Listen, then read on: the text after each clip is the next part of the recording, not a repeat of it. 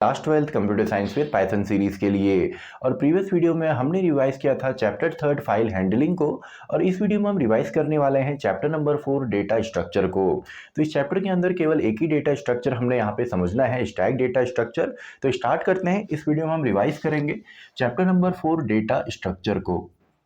तो यहाँ पे हमने समझना है डेटा स्ट्रक्चर को, और केवल एक ही हमने यहाँ पे डेटा स्ट्रक्चर समझना है जो कि है आपका स्टैक डेटा स्ट्रक्चर। तो देखिए, सबसे पहले तो आपका कॉन्सेप्ट आता है कि डेटा स्ट्रक्चर्स क्या होते हैं, डेटा टाइप्स क्या होते हैं।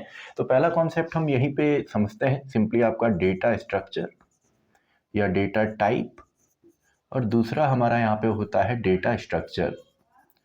तो देखिए, दोनों में यहाँ पे जो बेसिक डिफरेंस है, डेटा टाइप तो हमको पता है कि किस टाइप का डेटा हम यूज़ करेंगे, यानी कि जो भी डेटा आप यूज़ करना चाहते हैं रिक्वायरमेंट के हिसाब से। जैसे अगर आपको रोल नंबर्स स्टोर करने हैं, या आपने सैलरी स्टोर करनी है, या आपने डेट ऑफ बर्थ स्टोर करनी है, इन सभी के लिए हम न्यूमेरिक डेटा टाइप यूज़ करते हैं। ऐसे अगर आप नेम हो गया या एड्रेस हो गया, इन सब डेटा को स्टोर करेंगे तो इनके लिए हम स्ट्रिंग यूज़ करते हैं। तो यहाँ पे जो प्राइमरी हमारे डेटा टाइप हैं, इसमें आपके आ जाते हैं जैसे इंटीजर डेटा टाइप है, या हमने फ्लोटिंग पॉइंट को यहाँ पे समझा जिसमें डेसिमल प्लेसेस तक नंबर्स आपके होंगे। इसके अलावा बूलियन हमारे पास डेटा टाइप होता है, स्पेशल टाइप नन हमारे पास होता है। तो ये सभी आपके डेटा टाइप हैं। ऐसे ही आपका जो डेटा स्ट्रक्चर होता है, तो डेटा स्ट्रक्चर किसी भी डेटा को मैनिपुलेट करने का, यानी कि उस डेटा से अगर हमको कोई डेटा एक्सेस करना है, उसमें चेंजेस करने हैं, अपडेट करना है या डिलीट करना है, तो उनके लिए एक यूनिक मेथड हम यूज़ करते हैं। तो पाइथन के अंदर जो डेटा स्ट्रक्चर हैं, ये दो तरीके के यहाँ पे होते हैं। एक तो आपका इनबिल्ट यहाँ पे डेटा टाइप होगा, और दूसरा आपका यूजर डिफाइंड यहाँ पे होगा। तो एक इनबिल्ट हमारे पास होता है, यानी कि पहले से भी डेटा स्ट्रक्चर्स पाइथन में है। अब इनबिल्ट डेटा स्ट्रक्चर के अंदर आपका आ जाता है जैसे स्ट्रिंग हमारे पास है, या इसके अलावा लिस्ट हमने यहाँ पे डिस्कस किया, टपल हमने डिस्कस किया, डिक्शनरी हमने डिस्कस किया। तो ये सभी हमारे इनबिल्ट यहाँ पे डेटा स्ट्रक्चर हैं। इनबिल्ट डेटा स्ट्रक्चर क्यों? क्योंकि देखिए, ये तीनों तो आपके सीक्वेंस यहाँ पे हैं, भले आपका स्ट्रिंग हो, लिस्ट हो या टपल हो, ये सभी हमारे सीक्वेंस हैं। तो इनके एलिमेंट को अगर हमने एक्सेस करना होता है तो हम इंडेक्सिंग का यूज़ करते हैं, या इनके अंदर से अगर सब पार्ट हमें कोई सब डेटा हमें चाहिए तो उसके लिए हम स्लाइसिंग यूज़ करते हैं। इनमें हम ऑपरेशन परफॉर्म कर सकते हैं, एडिशन है या सिंपली आपका रेप्लिकेशन है। तो ये आपका एक यूनिक डेटा स्ट्रक्चर है, यानी कि अगर स्ट्रिंग में काम करना है तो आपको इंडेक्सिंग के थ्रू ही इसको एक्सेस करना पड़ेगा। और ऐसे ही हमारा डिक्शनरी भी है, जहाँ पे हम मैपिंग करते हैं, यानी कि सिंपली की वैल्यू के पेयर में हम यहाँ पे डेटा को स्टोर करते हैं। तो ये तो हमारे इनबिल्ट डेटा स्ट्रक्चर हो गए। अब हमारे जो यूजर डिफाइंड डेटा स्ट्रक्चर है, इसमें भी आपके अलग अलग होते हैं। जैसे आप चाहें तो स्टैक का यूज़ कर सकते हैं, हमारे पास लिस्ट डेटा स्ट्रक्चर, सॉरी आपका क्यू डेटा स्ट्रक्चर होता है। इसके अलावा ग्राफ हमारे पास होते हैं, इसके अलावा ट्रीज हमारे पास होते हैं। तो ये सभी हमारे डेटा स्ट्रक्चर्स के एग्जांपल है यूजर डिफाइंड जो हम क्रिएट करेंगे। अभी फिलहाल हमने स्टैक डेटा स्ट्रक्चर को यहाँ पे समझना है। तो देखिए, डेटा स्ट्रक्चर जो स्टैक है, तो स्टैक जो हमारा डेटा स्ट्रक्चर है, ये डेटा स्ट्रक्चर सिंपली आपका लीफो के प्रिंसिपल पे काम करता है। ऐसे ही अगर हम क्यू को देखें, क्योंकि क्यू अब हमारा सिलेबस से हट चुका है, तो क्यू जो है ये आपका फीफो के प्रिंसिपल पे यहाँ पे यूज़ होता था। अब देखिए, कई बार फुल फॉर्म भी पूछा जाता है कि लीफो के प्रिंसिपल पे कौन सा डेटा स्ट्रक्चर आपका वर्क करता है, या लीफो का फुल फॉर्म पूछा जा सकता है। तो इसका फुल फॉर्म है last in first out. Last in first out, इसका मतलब क्या हुआ, यानी कि जो भी चीज़ आपका इस स्टैक के अंदर या स्टैक डेटा स्ट्रक्चर के अंदर लास्ट में हम इन करेंगे, वही डेटा या वही एलिमेंट आपका सबसे पहले उससे बाहर निकलता है। तो ये लास्ट इन फर्स्ट आउट है। और जो क्यू होती है, जैसे रियल लाइफ में आपकी क्यूज़ होती हैं, तो फर्स्ट इन फर्स्ट आउट, यानी कि क्यू के अंदर जो सबसे पहले आएगा वही सबसे पहले बाहर भी निकलेगा। जैसे आपने किसी भी टिकट काउंटर्स वगैरह में देखा होगा, वहाँ पर क्यू जो होती है, तो इसका एग्जाम्पल हो गया आपका फीफो या सिंपली क्यू डेटा स्ट्रक्चर। तो यहाँ पे देखिए, जो स्टैक डेटा स्ट्रक्चर है लास्ट इन फर्स्ट आउट पे वर्क करता है, ये तो हमने यहाँ पे समझा। अब यहाँ पे इसके ऑपरेशंस कौन कौन से होते हैं, तो इसके ऑपरेशंस भी अगर हम यहाँ पे समझें, इसके ऑपरेशंस जो होते हैं, जैसे इसमें एक आपका ऑपरेशन है जिसको हम पुश ऑपरेशन बोलते हैं, पुश ऑपरेशन। इसके अलावा इसमें पॉप ऑपरेशन होता है। पुश ऑपरेशन यानी कि जब हम आपका स्टैक डेटा स्ट्रक्चर के अंदर डेटा को एंटर करवाएंगे या उसमें डेटा फिल करेंगे तो उसको हम पुश ऑपरेशन बोलते हैं। ऐसी स्टैक से अगर हम डेटा को बाहर निकालते हैं तो उसको हम पॉप ऑपरेशन बोलते हैं। ऐसे ही आपका एक पीक ऑपरेशन भी होता है।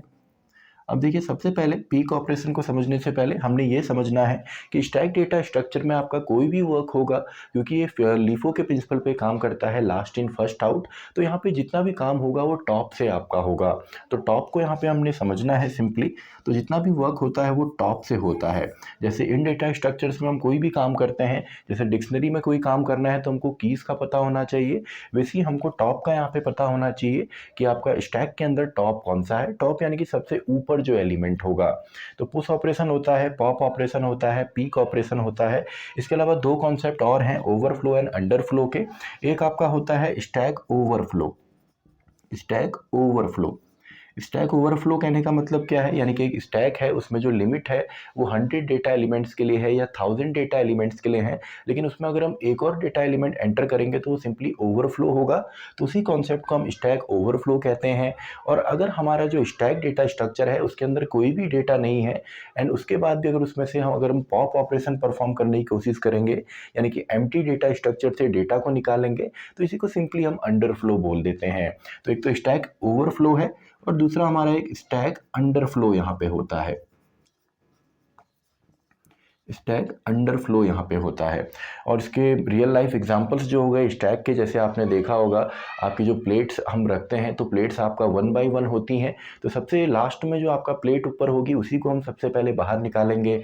या क्लासरूम के अंदर जब आप नोटबुक सबमिट करते हैं या बुक सबमिट करते हैं तो 1 बाई 1 जब आप उसको एक के ऊपर एक सबमिट करते हैं तो जो लास्ट में बुक होती है सबसे पहले उसी को हम बाहर निकालते हैं। और अगर हम इसका प्रैक्टिकली देखें तो प्रिंटर हमने देखा होगा, तो प्रिंटर पे भी जैन आपने देखा होगा, प्रिंटर की जो सिंपली ट्रे होती है जहाँ पे उसका पेपर हम प्लेस करते हैं, तो उसमें सबसे ऊपर जो पेपर या कोई पेपर अगर हम प्लेस करेंगे वही सबसे पहले हमको प्रिंट आउट निकाल के देता है। ऐसे अगर आप देखेंगे तो अगर एक वर्ड को हमने रिवर्स करना है या एक स्ट्रिंग को हमने रिवर्स करना है तो उसके लिए भी हम स्टैक डेटा स्ट्रक्चर का यूज़ करते हैं। इसके अलावा इंटरनेट पे जब आप सर्फ करते हैं, नेट सर्फिंग जब आप करते हैं तो वहाँ पे भी आपने देखा होगा इंटरनेट हम यूज़ करते हैं और अपने ब्राउज़र में हम कुछ टैब्स कुछ अगर पेजेस को हम सर्व करते हैं, देन जब हम बैक ऑपरेशन परफॉर्म करते हैं तो वो भी आपका होता है स्टैक डेटा स्ट्रक्चर के अंदर से ही।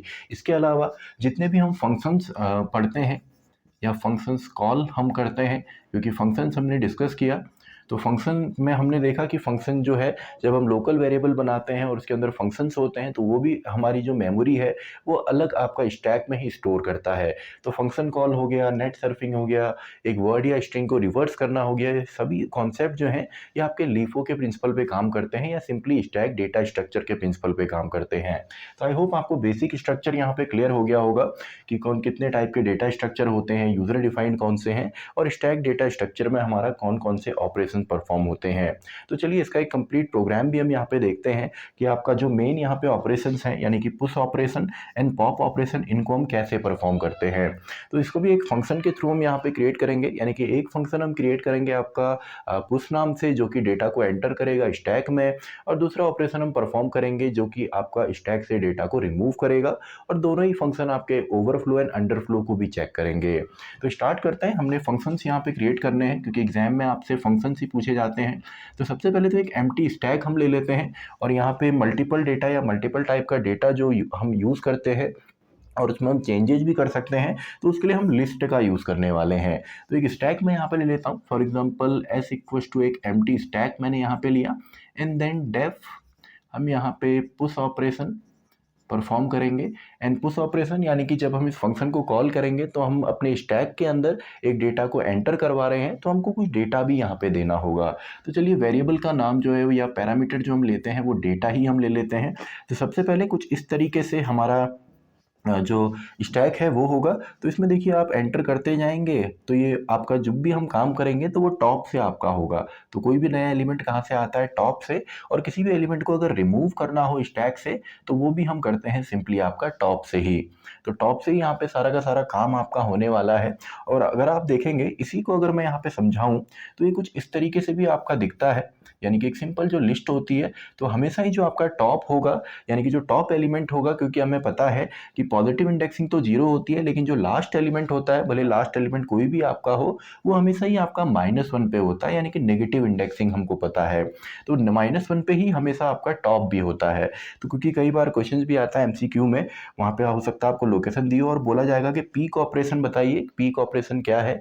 तो पीक को हम बोलते हैं कि जब हम किसी भी स्टैक के टॉप को विजिट करते हैं, केवल उसको देखते हैं कि टॉप पे कौन सा डेटा या कौन सा एलिमेंट है, तो इसको हम पीक करना बोलते हैं। तो पीक ऑपरेशन कैसे परफॉर्म करेंगे, जब हम स्टैक का -1 इंडेक्स नंबर का जो एलिमेंट है उसको हम देखेंगे। तो अब देखिए डेफ पुश ऑपरेशन हमने यहाँ पे करना है, डेटा हमारे पास है, और सबसे पहले ओवरफ्लो के लिए अगर हम चेक करेंगे तो हम मान लेते हैं हमारा जो स्टैक है उसमें मैक्सिमम 1000, हम ये मानते हैं कि इसमें हम स्टूडेंट्स के मार्क्स एंटर करवा रहे हैं, तो केवल 1000 यहाँ पे हम स्टूडेंट्स के मार्क्स एंटर करेंगे।